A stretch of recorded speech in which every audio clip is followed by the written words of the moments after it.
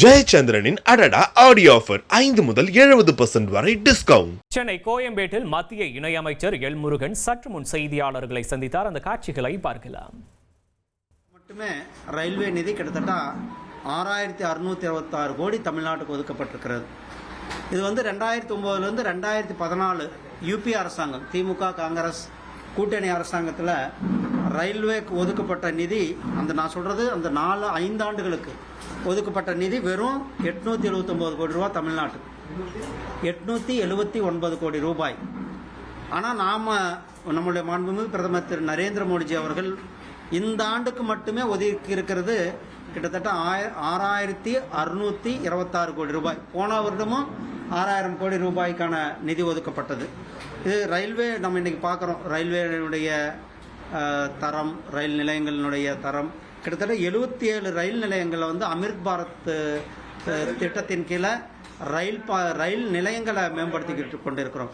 நம்ம சென்னை எக்மோர் ரயில் நிலையம் மட்டுமே 800 கோடி ரூபாய் செலவில் ஒரு பிரம்மாண்டமான சர்வதேச தரத்தில் ஒரு விமான நிலையத்திற்கு இணையான ரயில் நிலையமானது பணிகள் நடந்து கொண்டிருக்கிறது. அதே போல் கிட்டத்தட்ட 2587 கிலோமீட்டர் நீளத்திற்கு 33,467 கோடி ரூபாயில் ரயில் பாதைகள் அமைக்கும் பணி நம்மளுடைய தமிழ்நாட்டில் மட்டும், நான் சொல்கிறது இல்லாமல் நம்ம தமிழ்நாட்டுக்கு மட்டுமே இந்த பணியானது நடந்து கொண்டிருக்கிறது.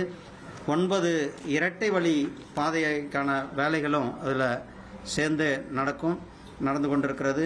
இது ரயிலில் வரலாற்றில் முதல் முறையாக இந்த அளவுக்கு ரயில்வேல அதிகமான வேலைகள் நடப்பது நம்மளுடைய தமிழ்நாட்டில் நடந்து கொண்டிருப்பது என்பது உங்களிடத்தில் இன்றைக்கு சொல்ல வேண்டும் என்பதற்காக தான் இந்த ப்ரெஸ் மீட்.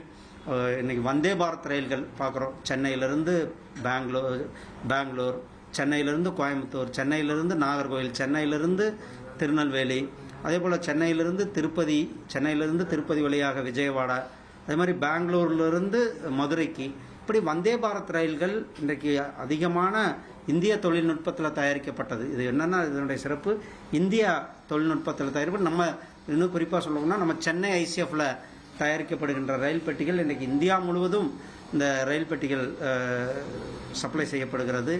ரயில் பயணம் அனைவருக்கும் ஒரு எளிமையான பயணமாக, மக்களுக்கு பாதுகாப்பான பயணமாக இந்த ரயில் பயணம் இருப்பதற்காக நம்முடைய மாண்புமிகு பிரதமர் திரு நரேந்திர மோடிஜி அவர்களும் மரியாதைக்குரிய ரயில்வே துறை அமைச்சர் திரு அஸ்வின் வைஷ்ணவ்ஜி அவர்களுக்கும் இந்த நேரத்தில் நான் நன்றி சொல்ல கடமைப்பட்டிருக்கின்றேன். ஏன்னா கிட்டத்தட்ட 38 ரயில் நிலையங்களுக்கு இந்த ஸ்டாப் ஒரே நேரத்தில் நமக்கு கொடுத்துருக்கிறார். பல்வேறு நேரத்தில் நான் வச்ச கோரிக்கை ஒரே நேரத்தில் நமக்கு அந்த ஆர்டரை போட்டிருக்காங்க. அவர்களுக்கு தமிழ்நாட்டு மக்கள் சார்பாக என்னுடைய மனமார்ந்த நன்றிகளை தெரிவித்துக் கொள்கின்றேன். ஜெயச்சந்திரனின் அடடா ஆடியோ ஆஃபர் 5 முதல் 70% வரை டிஸ்கவுண்ட்.